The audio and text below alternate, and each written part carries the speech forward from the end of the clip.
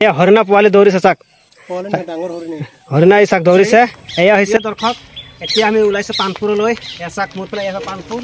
আৰু যাবলৈ ঘৰৰ কিলোমিটাৰ হয় আহিছে টমটমৰে টমটম গৈ আছে চাক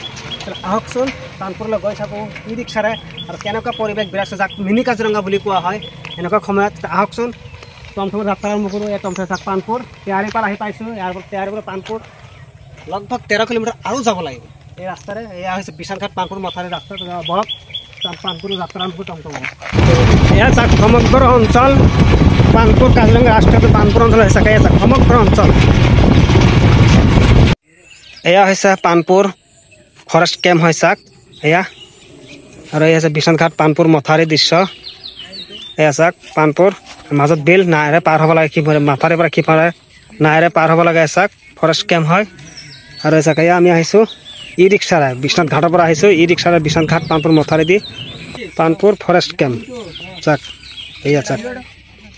বনকৰ্মীবিলাক থাকে ইয়াত পহৰাত থাকে ৰাতি দিন অনবৰত থাকে চাক এয়া গজৰাজ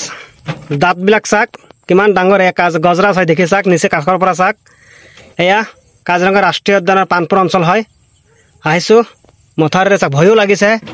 এয়া চাক বিশ্বনাথ ঘাট পানপুৰ মথাউৰি জনখণ্ড পথ এয়া চাক খুৰেৰে মাটি দলি আছে চাক এয়া ভয়ো লাগিছে কিন্তু বহুত কেতিয়াবা আক্ৰমণ কৰে নেকি চাক এয়া চাক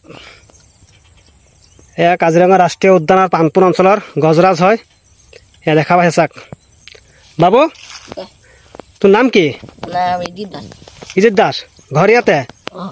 এতিয়া হাতীটো কেতিয়া ওলাইছে এতিয়া ওলাইছে নধৰে ইয়াতে ৰখি আছা ভয় নালাগে একো নহয়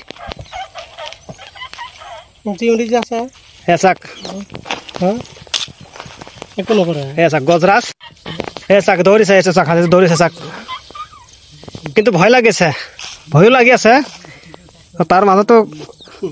কেমেৰাত বন্দী আছে দৃশ্যটো চাক এয়া গজৰাজৰ দৃশ্য হয় পানপুৰ অঞ্চল কাজিৰঙা ৰাষ্ট্ৰীয় উদ্যানৰ পানপুৰ অঞ্চল হয় আহিছোঁ আবেলি সময় চাক প্ৰায় 5 বাজিবৰ হৈ গ'ল এয়া বনৰীয়া হাতী কাজিৰঙা ৰাষ্ট্ৰীয় উদ্যান হয় চাক এয়া লগত পোৱালি আছে চাক এয়া চাক কি ধুনীয়া আবেলি সময়ৰ দৃশ্য আহিছোঁ পানপুৰলৈ এয়া চাক আকৌ জংঘলৰ মাজলৈ গুচি গৈ আছে চাক এয়া হাতী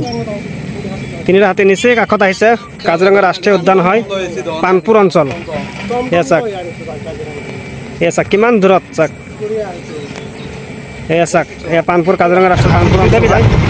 এয়া চাক হাতী এখন ওলাই আছে কোন মুহূৰ্তত চোচাল হয় ঠিক নাই যিহেতু বনকৰ্মীও নাই এনেকুৱা আবেলি সময়ৰ দৃশ্য বহুত ভয় লাগি আছে কিন্তু এয়া চাক দঁতাল হাতী হয় দঁতাল চোচাল হৈছিল এবাৰ গৈ আছোঁ একদম বহুত ভয় লগা দৃশ্য হয় চাক কোন মুহূৰ্তত চোচাল হ'ব কোনো ঠিক নাই চাক আহিছিলোঁ পানপুৰ ফুৰিবলৈ এইটো উভতনি পথত এয়া